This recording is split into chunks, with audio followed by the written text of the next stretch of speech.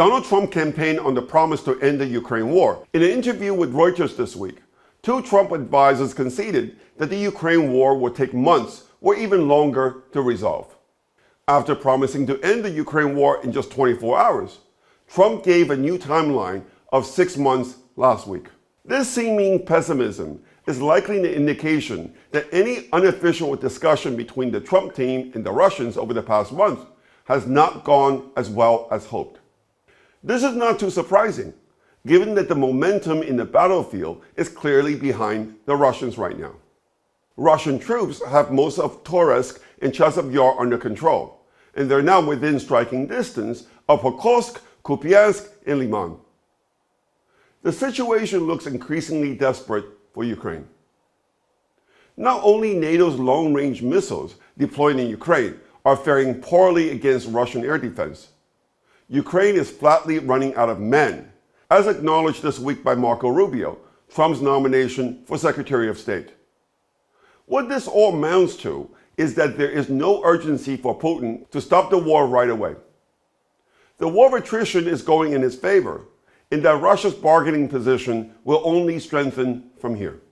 Indeed, the war is going so well for Moscow that the Kremlin has reportedly pushed back on Trump's proposal to establish a buffer zone between Russia and Ukraine that will be patrolled by French and British troops. Moscow likely sees this proposed arrangement as being no different in practice than Ukraine becoming a NATO member.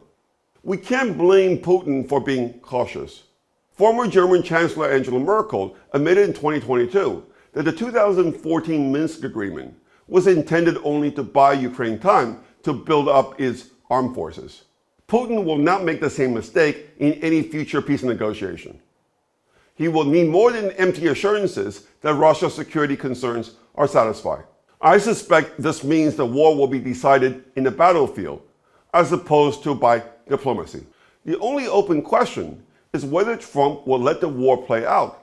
Or would he be pressured by the rest of NATO to try to delay the inevitable? My guess is the former.